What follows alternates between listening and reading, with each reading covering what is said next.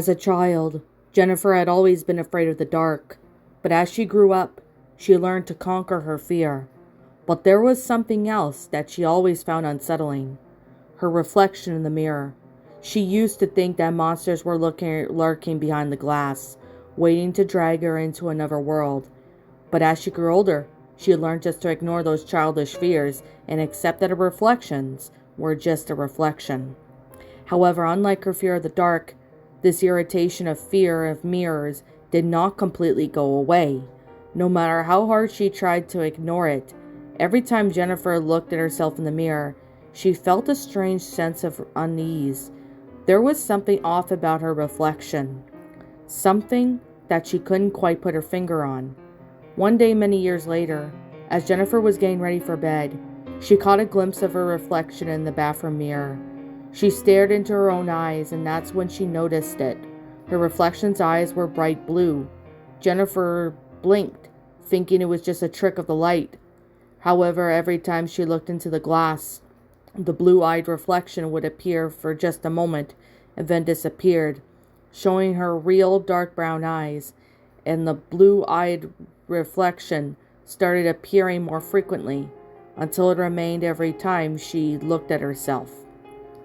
At first, Jennifer thought it was just her mind playing tricks on her, but no matter how hard she blinked or rubbed her eyes, the blue-eyed reflection remained, staring back at her with those piercing blue eyes.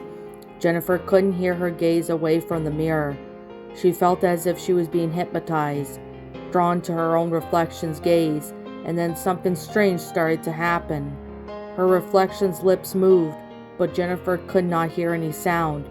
She leaned closer into the mirror, trying to make out what the reflection was saying. And that's when she heard it. A voice, faint and distant, whispering her name.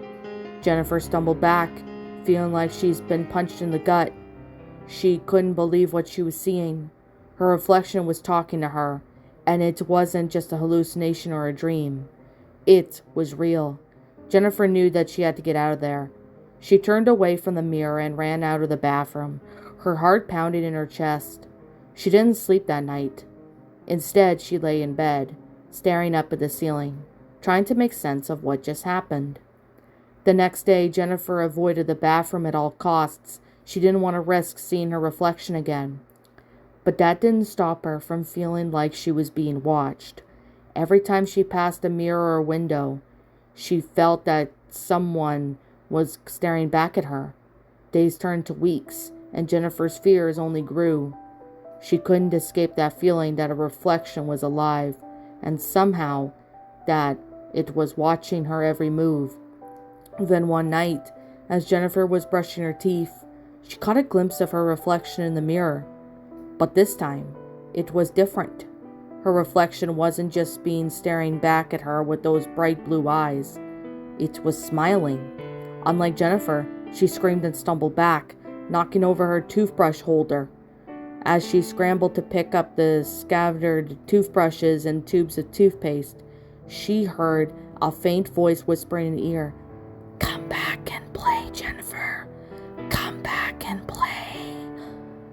From that day on, Jennifer never looked at the reflection again.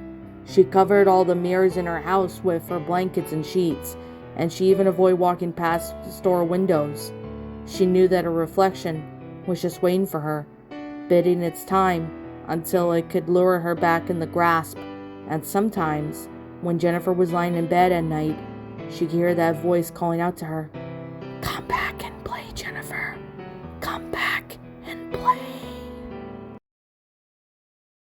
What's up, my pretties? It's the Lion Queen here. I want to appreciate you all for tuning into this video, and I do appreciate you guys supporting my video by giving this video likes and stuff. If you really enjoyed this video, be sure to leave a like, comment and subscribe if you're new, ring the bell for notifications to when I upload so that way you guys will get updated for whenever I upload. If you want to follow me on Twitter or DeviantArt, feel free to leave a follow on those if you are interested in following me on those socials. If you want to support my backup channel, known as Miss Dark Shigo, feel free to subscribe to it, as a link to that will also be in the About page section. And with that being said, and that being the case, thank you so much for watching, my pretties. And as always, please stay pretty.